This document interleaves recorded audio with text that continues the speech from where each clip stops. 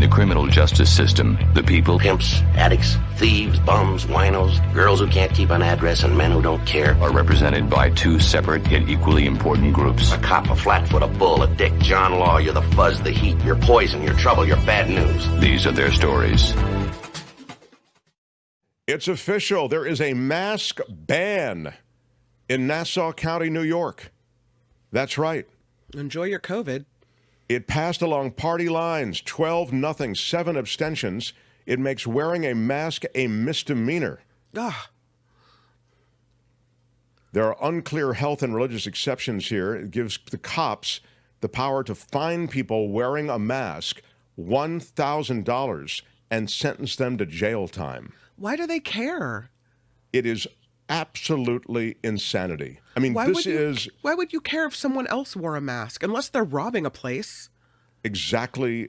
I mean, you can say we need to see, and they do this, by the way, in sometimes when you go into a jewelry store or whatever, this is at the height of COVID when everybody's wearing a mask.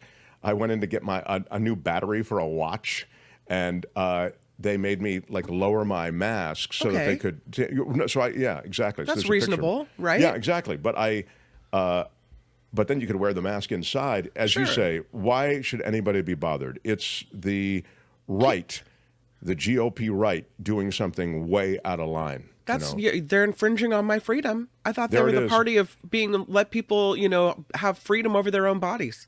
Oh, well, no, that's they're the thing. not. They keep talking about freedom, and you say you want the freedom not to wear a mask, you want the freedom not to get vaxxed, but you don't allow your fellow citizens to have the freedom to wear a mask if they want to. They need to keep their eyes on their own paper. If I want to wear a mask in public to prevent horrible COVID that I just had from hitting me again, then that's my prerogative.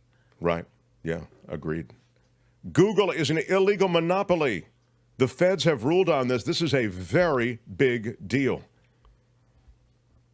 A federal court ruling that Google illegally abused its market power to quash competition in internet searches.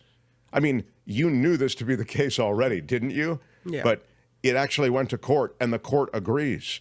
It hands the Justice Department their biggest victory in more than 2 decades in limiting the power of big tech companies to control and dominate the huge markets that really have been created by these tech companies, right? Google is a monopolist, and it has acted as a monopolist to maintain its monopoly. This from the judge of the U.S. District Court. That was the judgment yesterday. The Justice Department, what the ruling was right in saying that Google violated antitrust laws by forging restrictive contracts with Apple and other phone makers that required them to install Google as the default search engine on smartphones. The judge also decried other practices of the Alphabet company that prevents rivals from competing on an even playing field. Calvin says Google will be fine. It's okay. Google will be fine. I'll tell you, this would be a fun thing to talk to David K. Johnston about, not today, but in the future. He just popped in, by the way. I see him. Oh, great. I'll wrap this up. Yeah. But I did want to note that there is a move afoot to get rid of someone at the FTC. Khan is her name. I want to say, I just spaced her first name. Google it. And I know she's a phenom, this person. Maybe you can check it, Kim. I think she's at the Lena. FTC. Yeah, Lena Khan, exactly. Thank you. Yeah. She is a phenom, okay? She's a British-born American legal scholar serving as chair of the Federal Trade Commission since 2021. She is the youngest ever FTC chair. I'm telling you, this is the home run hitter of the Biden administration, and she's trying to do something very hard. Here's what it is, and I'm just going to tell you in 20 seconds or less, and then get to David K. Johnston. She is taking on big tech. So she feels big tech has, both from a business standpoint and an information standpoint, grown way too big. But how to break them up, it's really, really hard. She wrote a PhD thesis with a strategy as to how to break them up. And now she's running the place. They're very afraid of her. Everybody's out to get her. Everyone, Republicans, Democrats, the big billionaire tech bros, they hate the person you see on screen right now, and they want to get rid of her. And there's all kinds of pressure inside and outside to try to ease her out. But she is courageous, and she could be transformational in the kind of work that she does running that commission. So Well, the QAnon shaman is getting back his headdress and the spear that he brought into the Capitol. There's a guy who doesn't need to have a spear, right?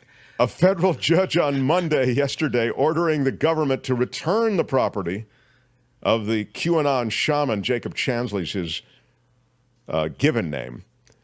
It includes a 6-foot spear and a horned fur headdress that was seized in connection to the case against Jacob Chansley originally. There he is with the face painted and with the full garb, having jacked an American flag, I think, from one of the rooms he was in.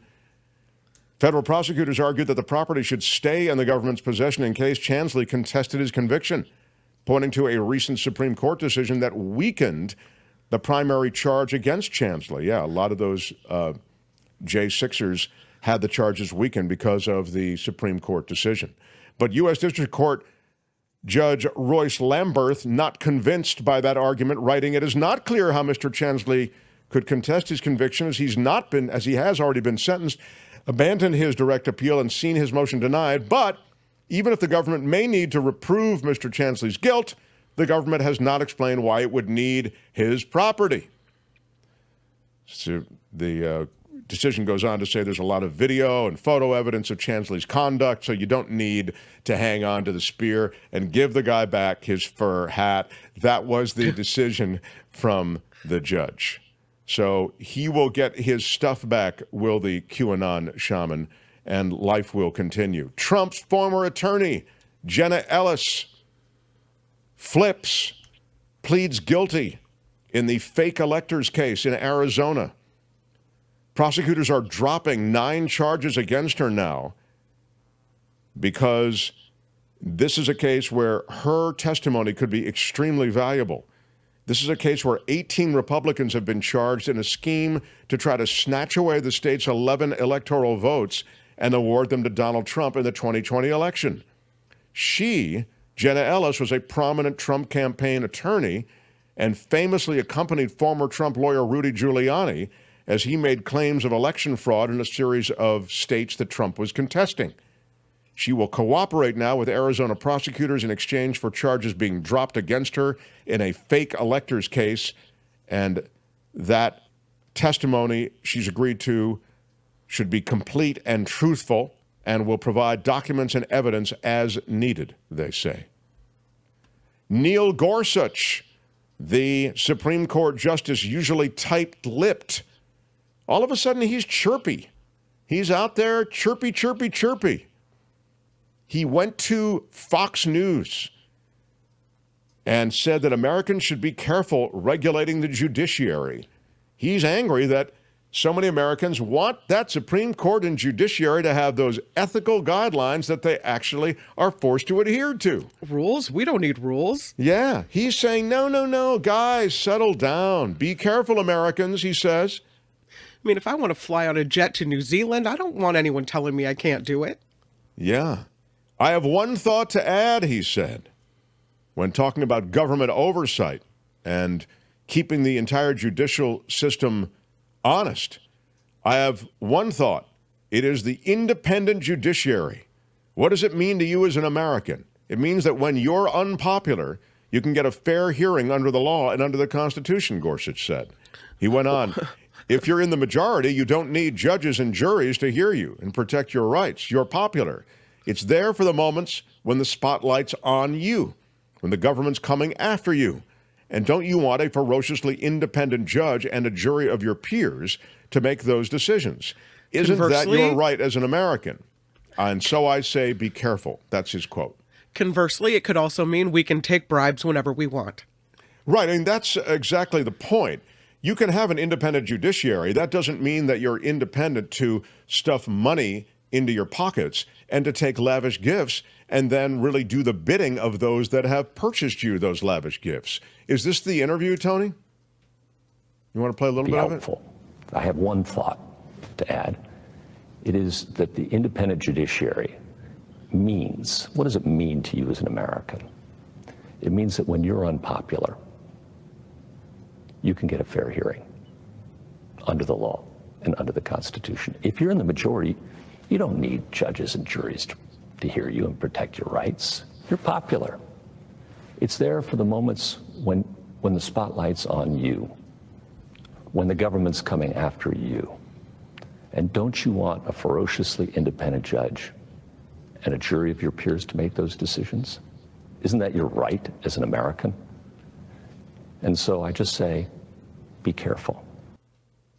Well, that's what I said, but he says it in the way that he does. And he failed. He failed to make sure that it's ferociously independent.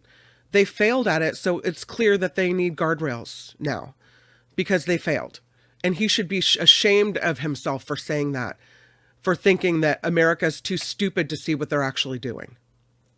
Well, he is not a good guy. I know he presents in this very sort of, you see him and he's got a kind of clean-cut look or whatever. He's got that kind of Mike Pence feel, But he's not a good guy. He made, as a judge, one of the most outrageous decisions that one could possibly imagine. He's incredibly business-friendly, corporate-friendly. Here's an example. So there was a case in which a truck driver, his truck broke down, and it's a frozen tundra in the middle of the night, and the truck isn't working, and he has to leave his truck behind because he's freezing to death. This is literally what happened. And he tried to reach people. He tried to get help, couldn't get help. And so the truck's over on the side of the road, and the truck driver can't drive off with the trailer because these brakes have frozen. It's that cold. And he was the only judge in a ruling in favor of the trucking company.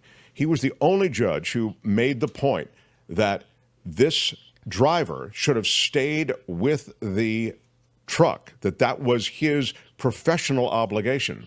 What happened was the driver was fired for having left the truck behind.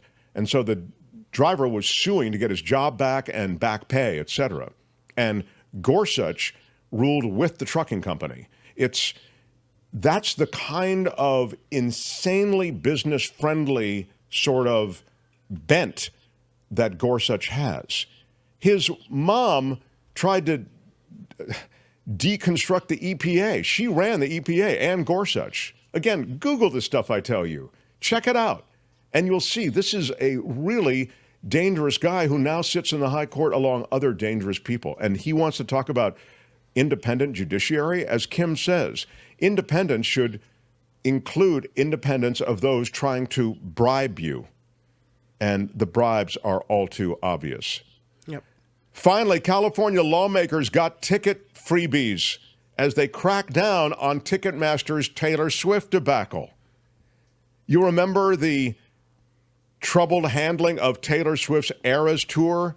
That prompted California lawmakers to spend months cracking down on the ticketing industry. Well, while that was going on, those same lawmakers were enjoying thousands of dollars worth of free tickets from different interest groups who were trying to shape that legislation. One assembly member even appears to have accepted concert tickets to the very Swift tour that brought the investigation to begin with. It's insanity. Why are you yelling?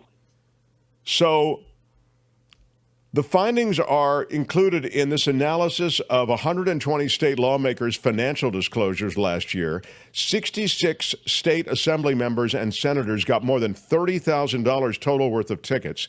And the giveaways included entrance to Disneyland with mouse ears included, a music festival pass to see country music stars like Eric Church, and also San Francisco 49ers seats. One of the biggest recipients of tickets to college sporting events also chairs that very committee, the Higher Education Committee. So thank you, Politico, for doing an analysis of this, and it sheds light on a legal and common way that deep-pocketed groups lobby lawmakers in the state of California for any number of favors. Remember, these are, theme parks, music, all these different ways in which you can drop favors to all of these different lawmakers who are going to affect your future. Again, ethics questions about the privileges enjoyed by public servants. Huge expose. So glad they got it done. Thank you, Politico. And glad those lawmakers got nailed. And finally, let me tell you about Kari Lake, the Republican U.S. Senate candidate for Arizona, huge election denier. Her Democratic opponent, Ruben Gallego, announced a coalition of dozens of Republicans and independent Arizona leaders supporting, of the two of them, him. Lake, of course, a fierce supporter of former President Trump and a 2020 election denier. She may be at the head of the parade of 2020 election deniers. She backs these America First policies, as she calls them. She's going to go up against Gallego. He's a fifth-term U.S. congressman, former U.S. Marine, served in Iraq, for that Kristen Sinema seat. That's the Democrat, Sinema turned independent, right? And now she's not seeking re-election. Lake ran for governor, you'll remember that, against Katie Hobbs. Now, when Lake lost, she said that, of course, the election was stolen because that's her go-to move. And now Gallego's campaign launched Republicans and Independents for Ruben.